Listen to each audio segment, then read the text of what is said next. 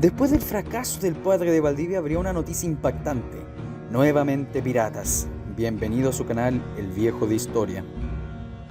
Si bien en una época álgida en Europa por la Guerra de los 30 años había una tregua, pero esto no evitaría que el deseo por el oro y la riqueza que tenían los holandeses no atacasen territorio hispano, como las Filipinas y sus dominios, pero como fueron expulsados vendrían hacia América. Jorge Spielberg era el marino que dirigía estas embarcaciones que romperían las tensiones en Chile. El 6 de mayo de 1613 llegaría a la isla Mocha por víveres y luego a la isla Santa María, pero ahí se le esperaba porque se tenía información del viaje de este corsario de hace mucho tiempo.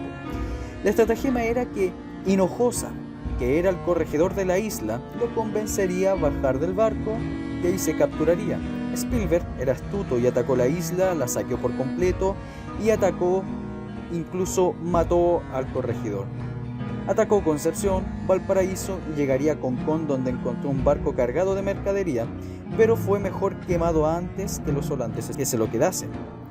Desembarcaron en Quintero por víveres para atacar el puerto de Callao. El virrey era un pésimo militar, tanto como su sobrino, y a este se le encargó la defensa marítima con barcos mercantes y 600 vagabundos como militares, lo que en otras palabras permitiría que Spielberg saqueara uno de los puertos más importantes de América muy fácilmente porque no habían defensa en el puerto. Bueno, se enfrentarían a combate logrando vencer a la flotilla mal armada del Callao. El holandés llegaría al Callao, el virrey junto a un centenar de ciudadanos se armaron en la plaza, mientras Spielberg no sabía de las paupérrimas defensas, sino que pensaba que habían como 4.000 hombres, cañones y caballería, y por eso no decidió atacar, por tener una mala información del poder militar del puerto. Así que este atacaría las costas del Pacífico y llegaría hasta Holanda. Mientras tanto, la guerra defensiva continuaba, pero con una decadencia acentuada. Provocaría que los indios rebeldes atacasen continuamente los territorios del Arauco y matarían a centenares de araucanos aliados y a españoles, sin piedad con las mujeres y niños. Así que Alonso de Rivera lanzaría una ofensiva en 1615 bastante victoriosa, pero todo el mundo sabía que este plan de la guerra defensiva era ridículo y peligroso. Pero este jesuita aún creía en su cabeza que podía lograr su objetivo, y después que por su culpa muriese el joven Diego de Atenas descuartizado.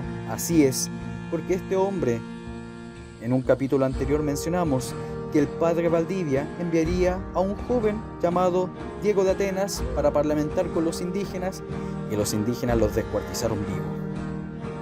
Además, recordemos los 3 jesuitas asesinados brutalmente, y el clero de Chile decía, y cito, que estaba muy enfermo de la cabeza y que se le prohibía que leyera y orase. Esa era la visión del hombre que dirigía los destinos de Chile.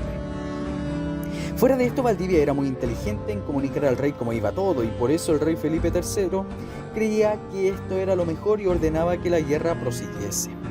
Pero en marzo de 1617 este gobernador estaba demasiado enfermo y cansado que decidió poner como sucesor al licenciado Fernando Talaverano Gallegos. Pocas horas más de esto fallecería. Dolido por todo el reino de Chile, decía el padre Valle. Este era el gran capitán, grande en todo, grande en su sangre, en su valentía, en su nombre, adquiridas con tan grandes hazañas en la tierra de Europa, antes de pasar a las de Chile, y en buena traza y disposición de su gobierno. Además, el padre Rosales diría, murió con sentimiento de todo el reino por ser amado, y todo confesando la voz general que más animoso general ni más entendido en la guerra no había venido a Chile. En su muerte lució el resplandor de su fama e inmortalizaron sus hechos, alabando todo su prudencia y afabilidad, entereza, magnanimidad, justicia y clemencia, y que de todas las virtudes dio claros testimonios. Su familia quedó en la pobreza absoluta. Su hija y su esposa entraron en un convento y su hijo fue un capitán del ejército. Pero todo esto lo veremos en un próximo capítulo. Muchas gracias, y este es su canal El Viejo de Historia.